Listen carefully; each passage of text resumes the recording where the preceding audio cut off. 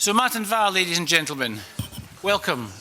Indeed, my name's Ken McIntosh. I'm the presiding officer here at the Scottish Parliament, and actually in this morning's context, I'm also chair of Scotland's Futures Forum, which is the Scottish Parliament's think tank. And I'd like to welcome you all to this conference on the future of Gaelic. I have to say it's a fantastic turnout, and I know we'll have a number of perspectives to hear from this morning. Can I say a particular welcome to my MSP colleagues? We've got colleagues from across the parties here, Alistair Allen, John Finney, Rhoda Grant, and I can see Angus MacDonald just came in. Couldn't even find a seat in his own parliament there, Angus. That's a shame. But can I say thank you very much to colleagues for coming along and joining us. And I think that reflects the interest in Gaelic. Or it could just be that they wanted a day off campaigning in the general election, I don't know. But we have an excellent turnout and an excellent panel, and I'd like to also welcome viewers online. This event is being streamed on the Scottish Parliament website. The hashtag for the conference is Alba 2030, Alba 2030, and we'll try to bring in some contributions from people watching online as the programme progresses. Now, as you might expect, this will be a multilingual event with contributions in Gaelic, English and Irish. Simultaneous interpretation into English is available during the plenary sessions for both Gaelic and Irish. Those in the room should make sure you have a headset and ask one of our event assistants if you don't have one. Likewise there'll be an English-only feed for those watching online. So with those remarks, let me start. Gaelic matters. It's part of who we are and part of Scotland's rich cultural identity. It is therefore very important to take time to reflect on the current status and position of the language in our country, and more importantly, to look positively on its future. Most people here will be aware of the challenges facing the language, with a number of fluent speakers constantly under pressure. Equally, most, if not all of you, will have seen the positive reaction to the release last week of a Gaelic course on the language learning app Duolingo, something which points to an enthusiasm for the language amongst speakers and learners alike. So in that context, what future could Gaelic have in Scotland? What would success look like for the language in 2030 and beyond? To help us discuss these questions, let me introduce our speakers. On my right here, we have Professor Wilson MacLeod, Director of Research, Celtic and Scottish Studies at the University of Edinburgh. On my left, we have the musician and broadcaster Mary Ann Kennedy and Professor Taigo Heffernan, who is Professor of Modern Irish in National University of Ireland, Galway.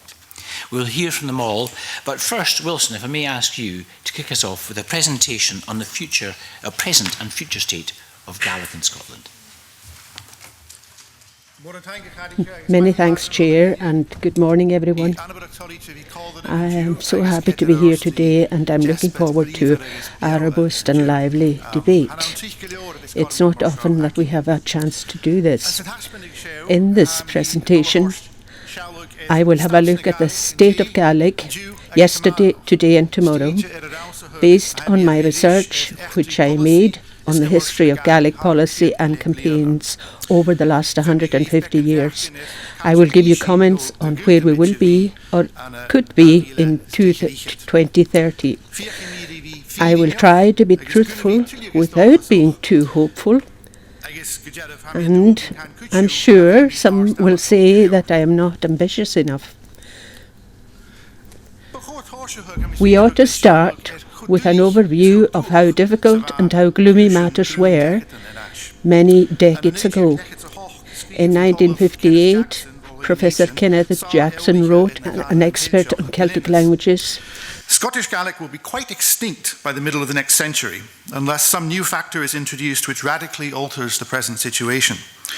Lewis seems likely to be the last refuge of the language, and those who wish to study it in the middle of the next century may still find there a few people who can remember it. A language shift had started in earnest in the Western Isles when language renaissance initiatives started under the auspices of Western Isles Council in the 70s. In 1992, there were less than 20% of primary school pupils in the islands fluent in Gaelic. Children born between 1979 and 1986. At the end of the 70s, Dr. Finlay MacLeod said, we would say he was the architect of the lingual education. It has become a political act for Hebridean parents to bring up their children as Gaelic speakers. Thus, it was because the campaigners realised that the language was in a state of emergency that the revival and development works started in the 70s and 80s. We do need to understand the situation as we assess all that was done then and all that has happened since then and all that could still happen. With regard to the development policy for Gaelic, we'll see that a basis was established in the 1980s, which was built on consistently over 30 to 35 years after that. Stones on the cairn. There are three main elements. One, planning and development structure, two, education, and three, broadcasting. We can see that all that was done before was built on bit by bit, rather than trying to identify other methods or other paths, a kind of path dependence, keeping to the same path. Therefore, if we try to envisage where we will be in 2030, it is reasonable to look at what will happen if we keep to the one path and succeed. So therefore, I'm going to speak about a very good case scenario, as it were, rather than best case scenario. And I'm not going to speak about how matters could be worse, although there is a good chance that we will not see very good case scenario at the end of the day. Then in the second part of the presentation, I will speak about more basic changes that could occur, although I myself suspect that they will not come to fruition. I will give you a view of what we could expect in different areas according to a very good case scenario. Looking at education first, since the 1970s, education has been at the heart of development initiatives, and I'm sure that will continue in future years. Here are a few outcomes which could be placed in 2030. Increase of 50% in the number of primary school pupils in Gaelic medium, with the same rate of growth as was seen between 2007. 3,467 up to 5,200 with 60% of children in the Western Isles in Gaelic medium. 14 Gaelic primary schools up from 7, with at least one of them in the Western Isles. Increase of 75% in the number of secondary school pupils in Gaelic medium, from up to 2,500. 3 to 4 Gaelic secondary schools, just one at the moment. An increase of 33% to 50% in the number of learners in the secondary schools. Creating an exam certificate system for adult learners based on the Common European Framework. A project involved in speaking ability in Gaelic. Then immersion courses recreated in different places throughout Scotland, i.e. these courses were much better 20 years ago than they are nowadays. One of the greatest difficulties learners, new speakers, and indeed native speakers have to face is the lack of opportunity to use it. Language hubs or community language hubs would be very useful in this area, although they would be very different according to the needs of the different communities. Stornoway is not the same as Glasgow. Thus, it would not be unreasonable to look at establishing 6 Gaelic hubs, including 2 in the Western Isles, Clough-Saller in Uist, which has moved on already, and Stornoway. As regards the media, it is more difficult to identify successful outcomes regarding Gaelic media, especially since technology is moving so rapidly. What kind of systems and forms will we be using in 11 years' time? But it is essential that the visual media keep up with the technology that people, and especially the young people, are using. Therefore, success in 2030 would mean that Gaelic would be available and used creatively in the most important media of that day. That will not be easy. It is also essential that we will see developments in the written media, an area where Gaelic is quite weak at this time, but could be developed at little cost. Perhaps there will be no newspapers in 2030. But again, Gaelic must be used on the platforms which replace them. As regards planning and development structure, the main questions are: should the Gaelic Act and Born Gaelic be kept as they are, or developed, or replaced by something totally new? As many of you will know, the audit company Deloitte produced a report recently on the governance and management of Born Gaelic, and they found several basic weaknesses. Many people hope and expect that basic developments will be evident as a response to the report, and we will yet see what comes out of it. One of the board's key weaknesses is a lack of ability, and to a great extent that is as a result of lack of money.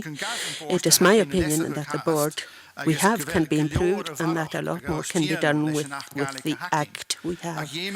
But the board would need to be stronger, more robust, more able and more open.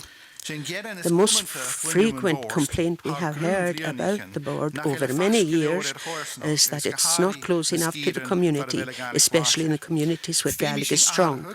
That has to change, and that can be changed. Amongst other things, more Gaelic officers should be appointed at community level. Common Gaelic's language initiatives are useful, but they ought to be stronger and strengthened. But if basic change does not occur in response to the Deloitte report, perhaps a new Gaelic Act would be required, and with it a new post of Gaelic Commissioner, similar to what was created in Wales. We can see from Wales, and indeed Ireland, that it is not at all easy to design a successful model. These are the main outcomes that I expect to see in 2030, and I'm sure some of you will say that it is bare bones I'm offering you. Can we not be more ambitious, more adventurous? I can hear three main arguments or visions with regard to a new pathway for Gaelic. I have to say that I'm not at all certain that any of them will come to pass. Vision 1, that I hear people talking, that looking at the question of independence, and with that Scotland will get independence in the 20s, in the 11 years ahead, and as well as that we will see a transformation, total transformation with the place of Gaelic in the life of the country. But I have to say that I have not seen much evidence of that in what the SNP government has achieved from 2007 onwards, or in what was promised because of the referendum campaign in 2014. Which would give us confidence that we would see such a transformation in an independent Scotland. Vision 2, that much stronger economic and social support be given to the Western Isles, applying much stronger language policies which will lift the yoke from the people and will awaken people's spirit to revive Gaelic. I do not see any evidence that that desire is there. This is particularly obvious in the lack of demand for Gaelic schools in the islands. Also, we need to be aware of how weak the language is now in the next census in 2021 will show us that less than 50% of the people of the island speak Gaelic. Therefore, developing the socio-economic problems of them cannot equate with the predicament of Gaelic and policy. And if jobs are created or new houses built in the islands, it is not at all obvious that it is Gaelic people who would get them. But policies focusing only on a Gaelic minority would be extremely controversial. 40 houses in use, but only for those who are successful in a Gaelic exam. The community would never accept such a policy. Vision 3. Here that a Gaelic self-identity, new self-identity can be raised afresh, will draw people to the language and give energy and impetus to a deep, far-reaching initiative on the behalf of the language, the kind of transformation that was seen in the Basque Country in the past few decades. Such a self-identity cannot be created with goodwill alone, and I do not see much in the history of the Gaelic and Gaelic speakers, which tells me that this spirit can be lit. If we are looking forward, we require to start with honest appreciation and understanding of the world we live in.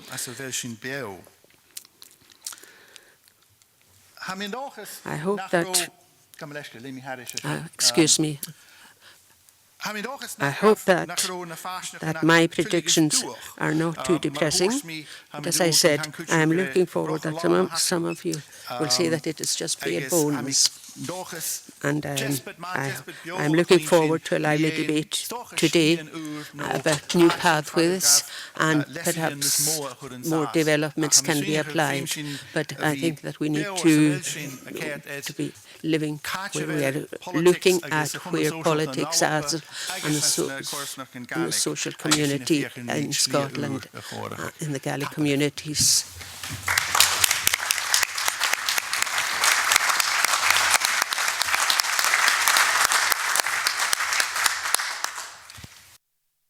Taplev Wilson, and thank you very much for that excellent introduction and stimulating. I can imagine a lot of people ready with a series of questions. But first I'm going to turn, if I can, to Mary Ann Kennedy to respond on her reflections and share her reflections on what success would look like for Gaelic in 2030. Mary Ann is a musician, writer, composer, broadcaster and music producer. Having been born and brought up in Glasgow in a Gaelic-speaking household, currently co-director of her own creative business in the West Highlands, Mary Ann brings a great breadth of perspective to our discussion. Mary Ann. Thank you. Looking at this, I will try not to treat this like a Gaelic Inquisition. I'm delighted you're all sitting at the back. I was asked to have a look at this from an artist's point of view, and that's what I will do.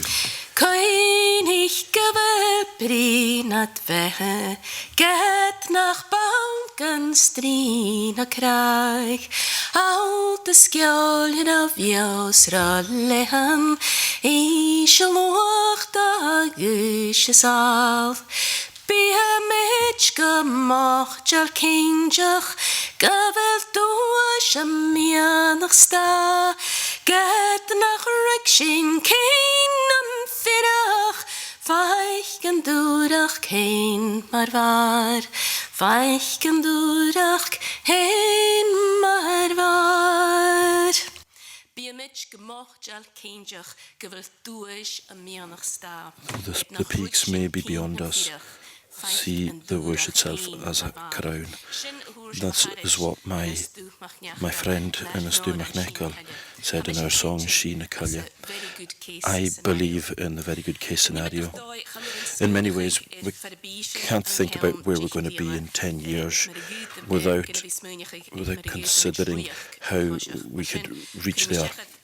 So I will spend a wee while thinking about the route that we will take to be there before we reach there. So today I'm going to be hopeful. I'm not going to be... It's not out of naivety, it's going to be challenging and active. In 2030, I'll be over the pension age, as it was in 2010 anyway. I'll still be working. But since I'm an artist, I wasn't thinking of anything else, regardless of what the state was going to do. The world in which I live, it's uncertain, and Gaelic is the same. For me, they're feature future, as Tig would say, all intertangled. I don't think that party politics make much difference to Gaelic today, tomorrow, or in 10 years' time, because we all recognise the difficulties as much as the support amongst all the political parties. So that way it'll be challenging regardless of the world that's around us. I don't think there's any benefit in making a difference between living in a city or living in rural areas. I was born in one and I was part of another one. If it was the other way around, would I be speaking to you in Gaelic in the Parliament today? I don't know, but I do know that it is a small world and that we all rely on each other. A woman from the city, an island child, a learner on their own on the other side of the world, or a native speaker surrounded by the language. And the stronger the people, the stronger the authority that they have. And this is where I see an opportunity for Gaelic in 10 years' time. We know that at least 75,600 people this morning know that Callum is nice, Ellie is big, and that a pig or a dog are grumpy. What is important for me is that this was a voluntary movement from the root, from the community, that created an opportunity for people to get into the world of Gaelic. Even though I and many others who are in here are part of this, and we're looking at the looking for the next step of clothing, pets and food. So this is the science, and Donald McLean is the Professor of Business at Glasgow University, who is famous worldwide, both academically and in the business world, where he spent many years. He's also one who is from Argyll. He is a member of Oban Gaelic Choir, one of the main choirs who won at this year's Royal National Mod, and congratulations to them. So quite simply, his strategy, which differentiates between the ways of working, strategies, and the ways of working in the whole wide world, and the natural way that you work in small organisations, and that reflects both in minority languages as well. It is like squirrels, grey and red, one getting the upper hand over the other and keeping it down. Capitalism and the power behind the grey ones is smothering everything in strategies, cuts, recycling, whatever you think about. That is what they want to do, and they want other systems to bow down to their way of working. Do you recognise anything I'm saying here? But a community from a grassroots community is much more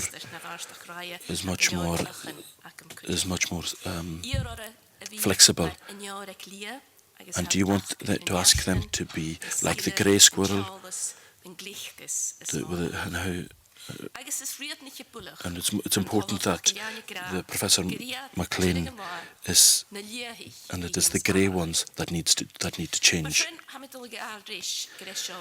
So I want this to happen, that we turn to the strengths that we have, that we really have in the communities and that are amongst us, the red ones, and that the rest will recognise that there is a better way of doing things.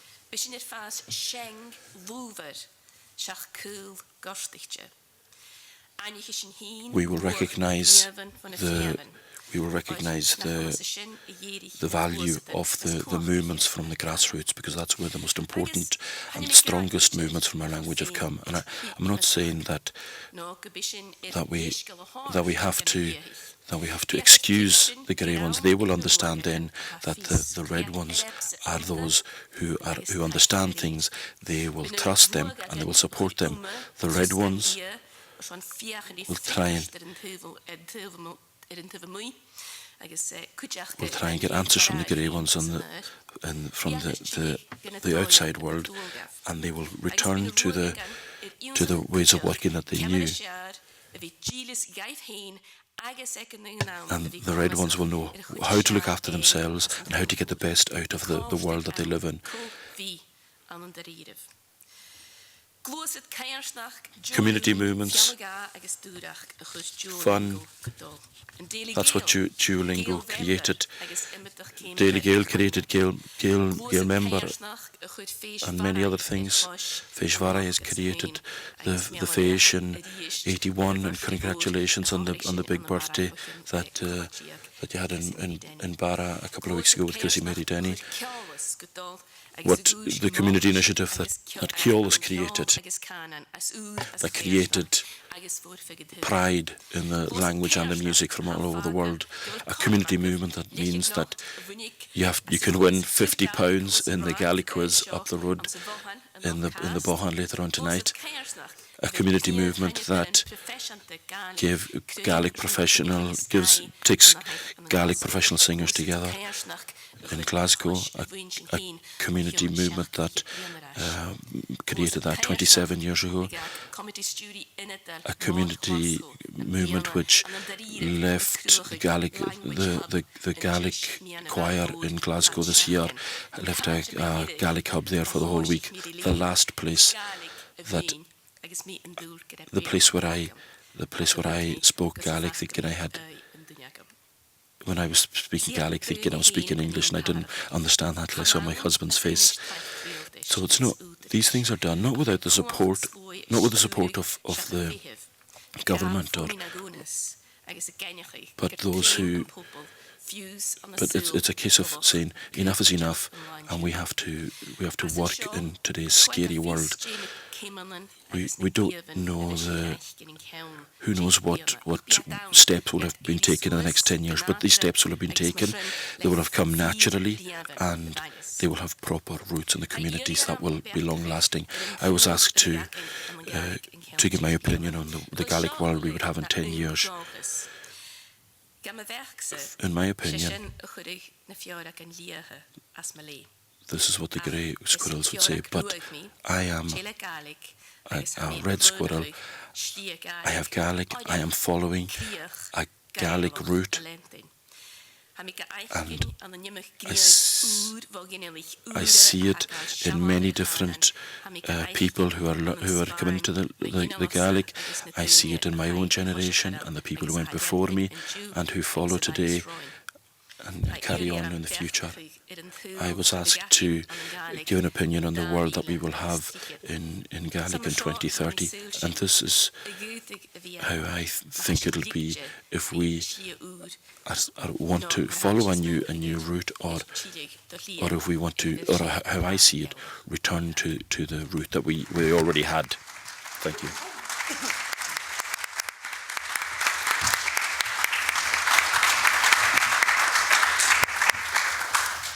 Mary-Ann, thank you very much indeed. That was excellent. I was particularly taken by your squirrel analogy, although I hope Jo Swinton's not in the room, because apparently she's been out shooting squirrels. Sorry, that's a political reference.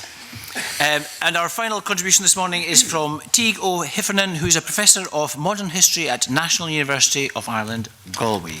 Teague will provide some perspective from the experience in Ireland of protecting and supporting an Indigenous language. What lessons can we learn from across the water? Teague. I feel very authoritative at the moment in the Dead Centre. Good morning to you all. I'm very happy to say, first of all, I'm very happy to be here talking to you in Irish this morning. I know it's very similar to Scottish Gaelic. Maybe you can understand some of it, but at the same time there's a translation available. I'm not a history professor, actually. I'm an Irish professor, just to clarify that, in Galway. I have quite a lot of things to say, I suppose, answering both the presentations we heard so far. There's a certain importance connected to the Irish case, I suppose. We're close linguistically, and we have a lot of the a similar economic case situation between Scotland and Ireland. There's lots of similarities. The most important thing, I suppose, is that there's been quite a lot of activism about the language for the last 120 odd years, so we have quite a lot of experience. People often say that the policy regarding Irish in Ireland wasn't successful, but I would challenge this and say that it's not quite detailed enough or nuanced. It didn't succeed in that Irish isn't being spoken by everyone everywhere, but nonetheless the language has a certain status that an awful lot of minoritized languages around the world and in Europe itself would be very jealous of, and so there's a lot to be learned from the things that did succeed.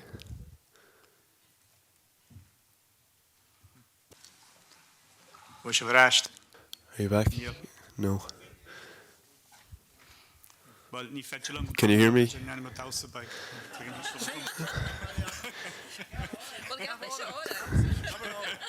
Say a song. Can you hear me? Are the headsets working? Can you hear me? Put your hand up if the headset is working. Okay, thank you.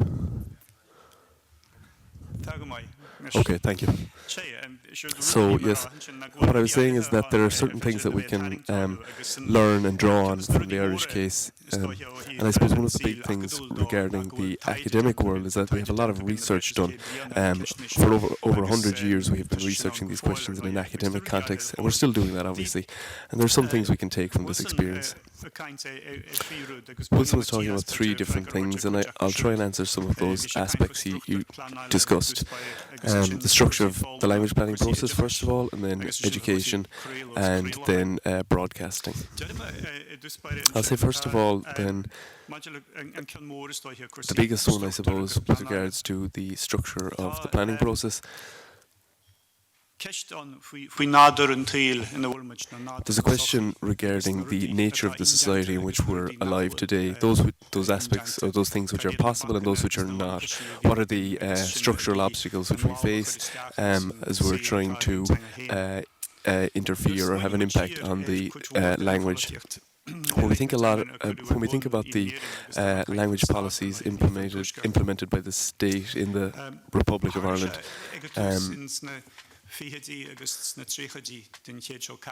it happened in the 30s and 40s of the last century.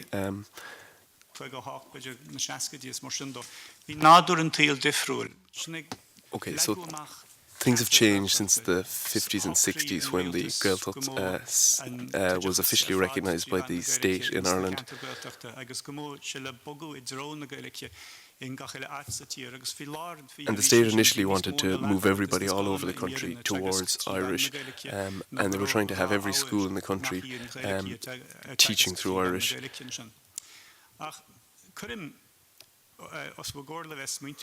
But I would submit to you that these are policies that were connected to the first half of the century.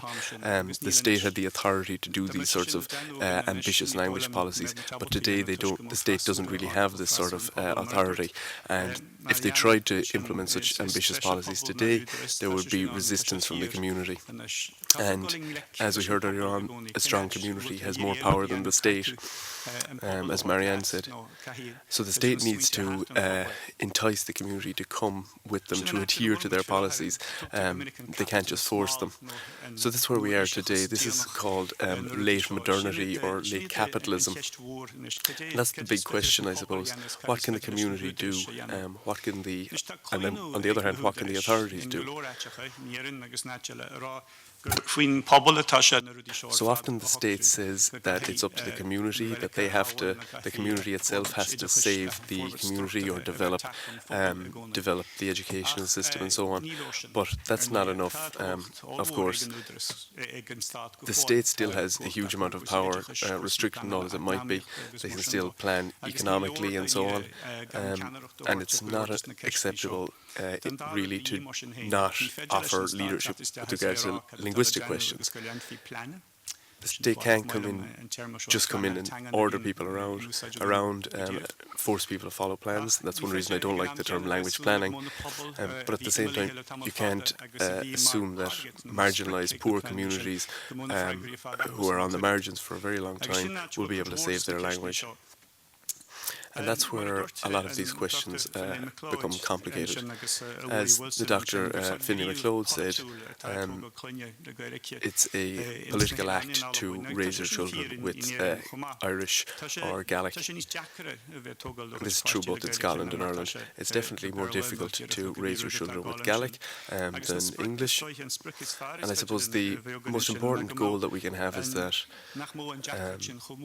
that this challenge of raising children with a minoritized language wouldn't be so daunting, so difficult, and that parents wouldn't face so many obstacles. So when we look at the case in Ireland, we've been looking at it for quite a while now, examining how many families raise their children with Irish. And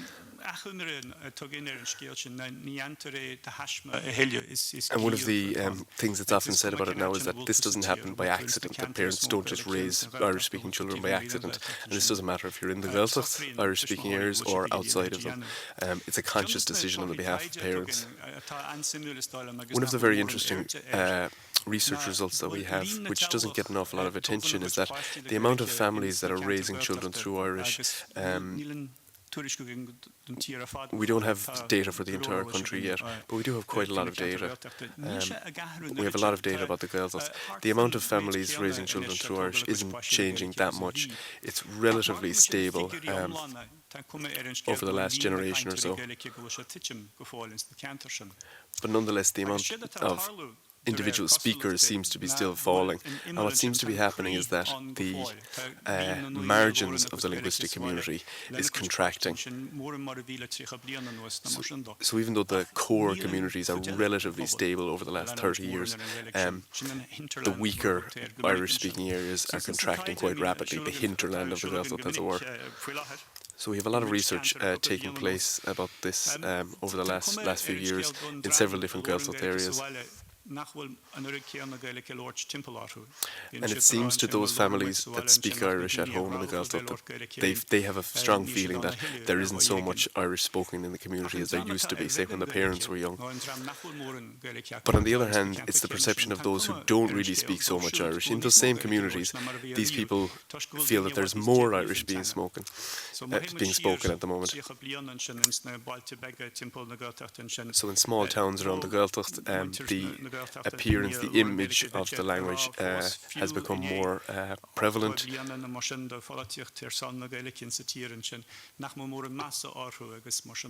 So despite people feeling for many years, in the early years of the state anyway, that Irish was a very stigmatised language, this has really changed over the last couple of decades. So there's a big question is like, what happened to these communities?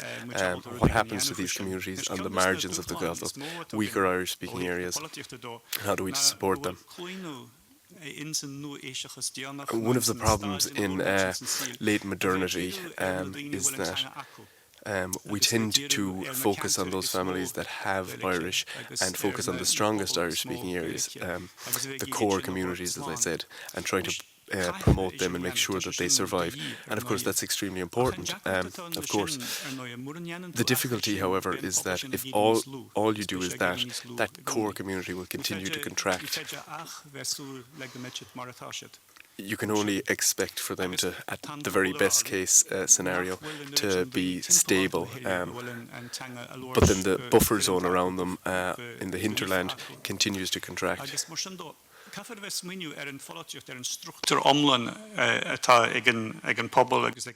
because of this, we need to think of the entire political system that is affecting these communities and change the focus so that we're focusing on all of the linguistic community, even the weaker areas, including those who, say, go to Irish medium education and try and bring those into the Irish-speaking community in order to increase it. Otherwise, we only have a policy of sort of maintenance rather than growth. And it appears to me that the islands in Scotland and mainland areas where Gaelic is still spoken is in quite a similar situation.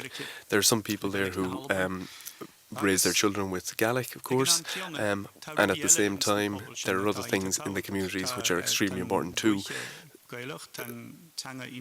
So obviously the Gaelic and the Gaelic heritage is extremely important as part of the local identity, but maybe there are other things that are also important to these people, of course. So it's very important that we would recognise so that Gaelic identity would be a core part of the identity, the local identity of these areas. And this would include people who have different levels of linguistic ability, but they would all recognise it as an important part of the area's heritage. And those that don't have a huge lot of, say, fluency, that they would have the opportunities to improve their level of Gaelic. So I've kind of started talking about education now. And I think the same thing can be seen in Ireland and in Scotland to a certain degree, although it's more developed in Ireland because the sector is much larger. There's a tendency to focus on schools where Irish is used as a medium of instruction, and politicians and others often are very happy to say that, you know, the amount of people attending these Irish medium schools are increasing, is very high and so on. But there's a couple of questions about this, first of all. The first one is that, are these people learning the language well? Are they able to speak it fluently when they leave school? Do they have a very strong linguistic ideology which would encourage them to use the language of their own accord after school? And then secondly, this is just an anecdote, we don't have an awful lot of research about it, but it doesn't appear that that those who are interested in the language often don't want to work in these schools. The parents who do want to send their children to schools, Irish medium schools, are definitely a small minority, a relatively small minority. But nonetheless, we need to focus on these schools, the Irish medium schools, but also focus on the majority of schools which don't teach through Irish. So I don't have much time, so I'm going to move on because I've a lot of other thoughts I would like to throw out. So with regards to broadcasting, Wilson was talking about this earlier on, and Marianne, of course, there's a big question here with regards to the authority of the state and what the state can do, public authorities, with regards to broadcasting. We did some research with our own students in the university this year and last year, asking them if they watch TG Cash, the Irish language television station, asking them whether they listen to the different Irish language radio stations, and these are students who are doing Irish at school, at university, and the majority of them said that they don't listen to Irish radio, they don't watch Irish television, Irish language television. Most of them get their media input in the form of, well, different internet facilities, podcasts, websites and so on. So there's a big question about how the state can actually operate in this sector. Which is very dynamic, obviously, and is moving very quickly. But we really need to think about how we can effectively organise interventions in this sector. I'm not saying in any way that we should cut back on the resources that BBC Alba or TG Cahir get. They need continued support, but obviously there's a complexity here. Even if people aren't watching them so much, we still need to support them.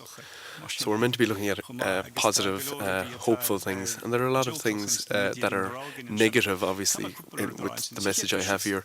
But there's a few things I want to say. We have to recognise that there are people working in the media sector, and that the language is, relatively strong in this sector. And to return to what I said at first, when I was looking back at the way Irish has been in Ireland over the last 120 years or so, we shouldn't forget that there are still thousands of speakers, native speakers of Irish.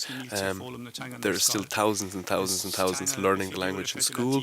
It's the official language which you can use in the universities, in public administration, in the courts. We can use it at the European Parliament and speak in Irish, something which is done, and so on and so forth. So it's not a complete failure. There has been definitely a significant development in terms of language policy and the status of the language, which I don't think you could reasonably have predicted 120 years ago.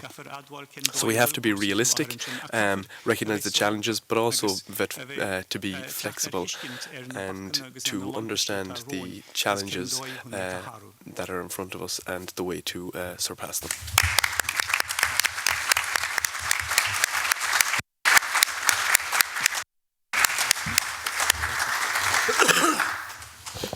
Thank you very much. Tag, actually, I'm going to ask you to stay there, Tag, if you don't mind. I'm just going to swap nameplates. I'm getting status anxiety here. So, or you might turn into John Bercow if we're not careful, so that's the effect. Now this is the chance for all of you to make a contribution, pose a question, make a statement.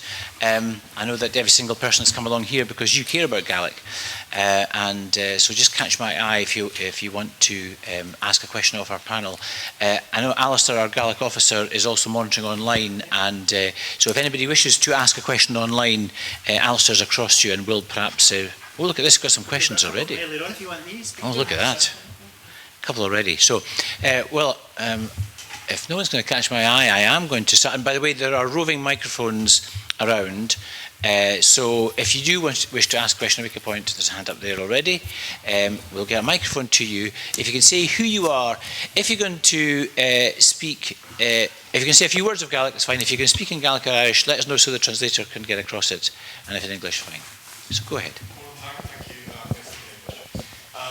Bukowski from the University of Edinburgh. I'm kind of querying about the political initiatives that can going forward. I know that Wilson raised this, specifically with regard to the idea of independence or further devolution down the road. What needs to be in the kind of manifestos and political planning of, for example, the pro-independence parties like the SNP and the Scottish Greens and the Scottish Socialists to have an effective language policy going forward? Because I think we all kind of noticed that in the white paper, Scotland's Future, back then, there wasn't a lot being said that was revolutionary. So I'd like to kind of hear from all three, actually, what would need to be in that sort of policy planning to be effective. Thank you. Wilson, could I ask you to respond, because you actually addressed this point in your introduction. The truth of the matter is that apart from broadcasting, there isn't that things like taxes and things like that, that's reserved at Westminster, but most of the things that are related to Gaelic, they are already under the power of Holyrood already, so the Scottish Government has the power to move ahead with a lot of the actions that are required. So that way, I don't think the question can be answered without answering the question that I asked earlier. Should we follow the same path? It's quite easy. I hear people say that we need a commissioner. What's that person going to commission? What are they going to do? So I think, as I said earlier, that there's enough in the Gaelic Act just now that can be implemented. But if we compare the Welsh Language Act in 1993 and after 15 years, there was something like 500 language plans in Wales. Right now, we've got 60 in Scotland. So our rate of growth is very slow compared to Wales. And in a way, it's because the Buaidh Gaelic doesn't have enough employees. They had 4 times as many in Wales compared to Buaidh Gaelic. And then you look at there are Gaelic plans out there. Plenty of them are weak, in my opinion, and then public and local authorities will have Gaelic plans, and they don't offer Gaelic in any of their schools, like Fife or Dundee, and they shouldn't be there. And I understand that there are political matters holding things up, but I think it's the structure of the Gaelic Act that's responsible, not political reasons. So it would be difficult for a party to say in a manifesto that we're going to double or treble the money, the funding to Buaidh Gaelic to improve things. I don't know if that would be in a manifesto, but I think that with the Deloitte report that came out recently, I don't think it would be sensible for us to say just to give Buaidh Gaelic another lump of money right now without ensuring that there are proper answers to the points that were raised. And I have to say that I haven't seen the report, just what appeared in the media. I will bring in all the panel for this one, but I think for other ones we'll probably just have one answer each one. Mary-Ann, you didn't you didn't actually think the answer lay in politics and political parties. You were looking for community support. Do you think there is a role for politics? I think that generalises what I was saying. Instead of arguing that instead of saying that the communities have organisation, I think that if authorities and governments keep putting level upon level upon level above grassroots, I think that's where things will be smothered and held back. And I understand what Wilson is saying in terms of if you think that party politics is to blame, but that's going to happen. That's what happens is going to happen regardless of who's in power. And I see the Gaelic Act. I see a stronger Gaelic, a Gaelic Act required that doesn't give runs and escape routes to parties regardless of who's in power, so that they can't say, well, we're doing what the board we're doing what the Act is saying. The board can't do it, but we have to do what the Act says, and we have to. This is an example of what is smothering language, and there are opportunities that the board could do, the organisations could do if they had stronger. Had a stronger Act. You particularly said that although the state and therefore the political support that you had for Irish was hugely strong, I think it will come on in a second there, that you don't think actually the state is the solution anymore, or at least it's not as powerful as it was. So that's not entirely what I said, but I said that the state has a duty still, and those who are in charge of the state, and I'm not talking just about Ireland, but states in general, in the developed West anyway, in Europe in particular, there's a tendency of them to hide from their duties and view citizens as customers, and say that, well, if the community isn't demanding something, why would we provide a service for them? So why would we be proactive, as it were? But I don't believe that this is correct. The state was responsible for many of the issues and the way things are in Ireland, and is still responsible for many of the policies that we face. It's not fair for the state to just ask the communities to come up with the solutions and save the language themselves. They need leadership from the state, from top down as well as bottom up. So the state still can do quite a lot despite being restricted. And this is a big question in Ireland, and I'm sure it's the same in Scotland. And there's a big question about human resources, as it were. If you want schools everywhere where Irish is still spoken or Gaelic is still spoken, in the Highlands even, and rural areas, who are the teachers? Who are the people who will fill these roles? And still in Ireland it's been developed quite a lot, but it's still very difficult to find, say, physics teachers or geography teachers or whatever who can teach a subject through Irish at a high level. It's still very difficult. And we're talking about a country in which these structures have been in place in Ireland for over 100 years, or almost 100 years. And although there is some supply, it's still difficult. It's still difficult to find these people who are, clever and highly educated. They have lots of other professional opportunities. I'm not saying that teachers we have aren't good, but the best and brightest have other options, and it's difficult to attract them to fill a lot of the positions that we have in the Irish language sector or educational sector. So we have to say, why would people want to work in these sectors? What's appealing about them, and then attract them accordingly. I'm not going to try and summarise, even provocatively, any of your remarks after these two rebukes. So, can I just, there's a couple of hands going up, but Tadhg, one quick one from you, from DG McIntyre, Gaelic officer at University of the Highlands and Islands. How do we measure success? Will it be recognised by the numbers attending Gaelic medium education, or the numbers actually speaking Gaelic? These are two different questions, I think. It doesn't do any damage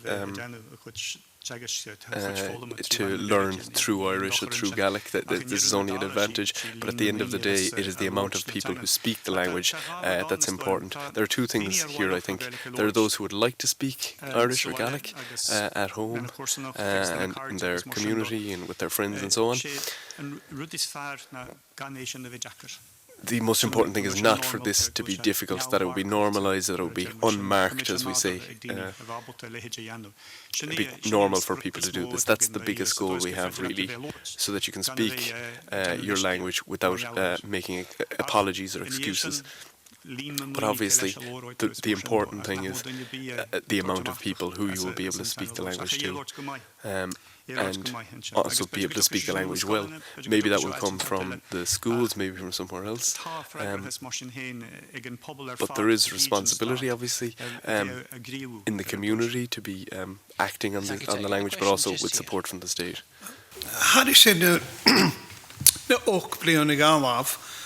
Over the past 8 years, we've been looking at a draft plan of taking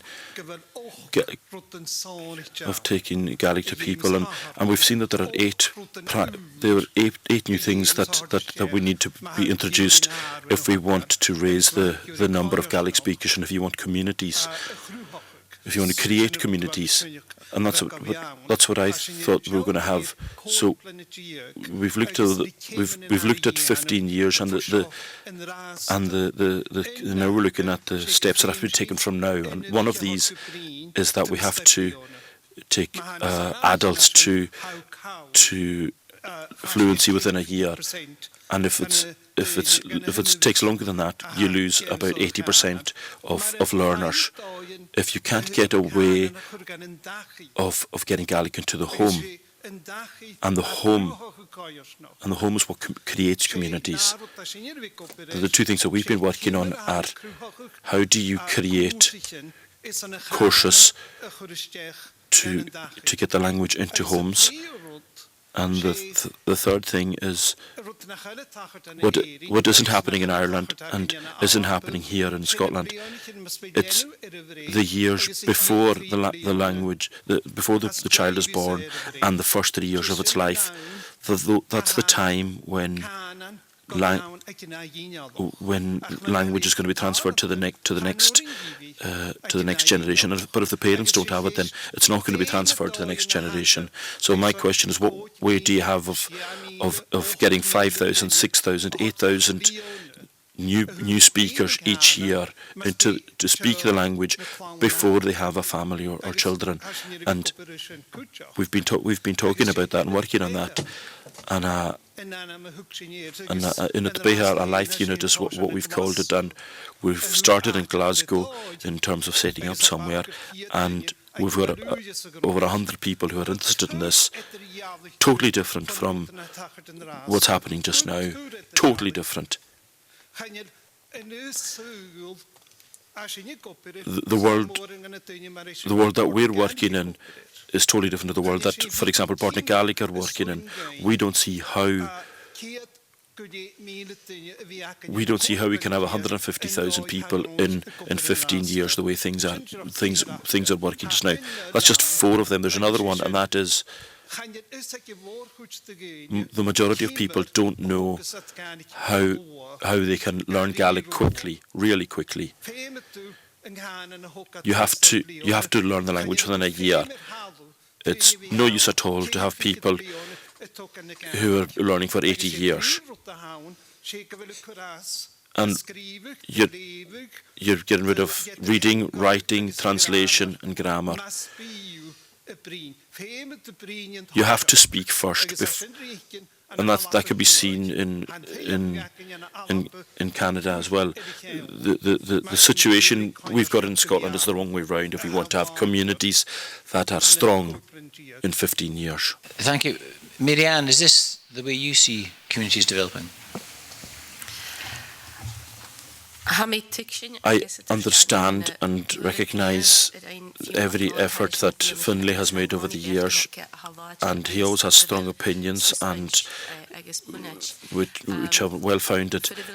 Where I am speaking, where I'm talking about communities just now, in particular today, I'm talking about examples that I'm seeing in the generations younger than me, that are already there, that are moving things forward voluntarily in the way that they want to see themselves. So, in addition to education in the home and raising and teaching, I want people to take control of the language themselves in the way that they want to themselves.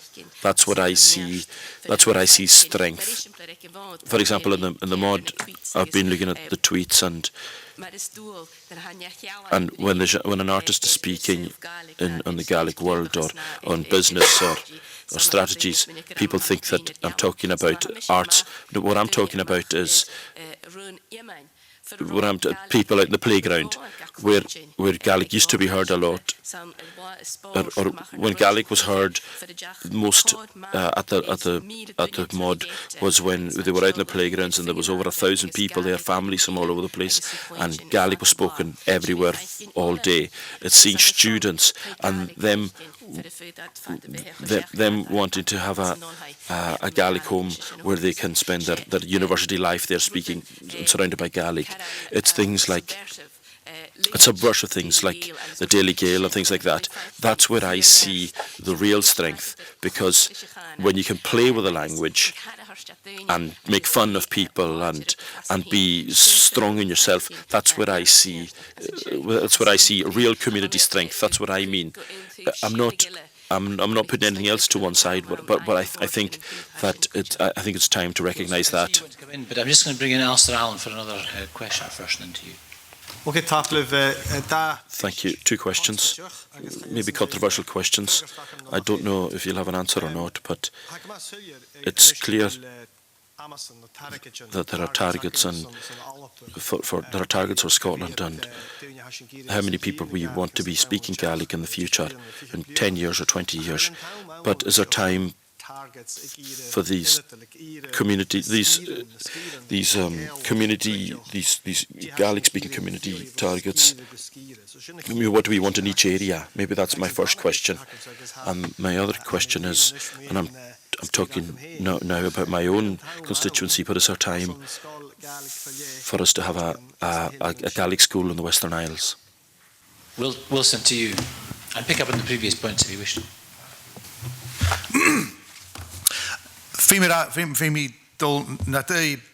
I have to go against you a wee bit, first of all, Alistair. I don't think there are national targets in terms of Gaelic. I mean, when we do comparisons between Scotland and Wales, the Welsh government say they're looking for a million speakers by 2050. It'd be very difficult for us to copy that in Scotland. But I don't think we've got anything like that in Scotland. And what we have is from Buaidh Gaelic. It's not the Scottish government, it's not Nicola Sturgeon that's standing there saying, this is my responsibility and the government's responsibility, not in the same way as they're talking about waiting lists in hospitals and things like that. Gaelic will never have the same priority from politicians as health, for example. But and I remember friends in Ireland saying this when Buaidh Gaelic was created. This is a way for the government to set Gaelic aside and have it away from their own desks. So I'm a wee bit doubtful about that. About local plans, I think they can be quite useful in a way, but maybe Taig will say something about this as well. We had a system in Ireland under the Ghàidhlig Act in 2012, which talks about which asks communities to have their own plans, and I'll leave it to Taig, but it hasn't been a particularly successful system, particularly because they don't have the infrastructure and the skills at community level. So that means that it's a way for the state to give responsibility to the communities without giving them the power to do it. But I think Taig will have a. Wilson, thank you very much. And I'm afraid time's marched on, but that's going to conclude our question and answer session. Don't worry, we're going into workshops shortly, and there'll be a chance to come back at the end. But can I just ask all of you to join me in thanking our panel for their contributions this morning?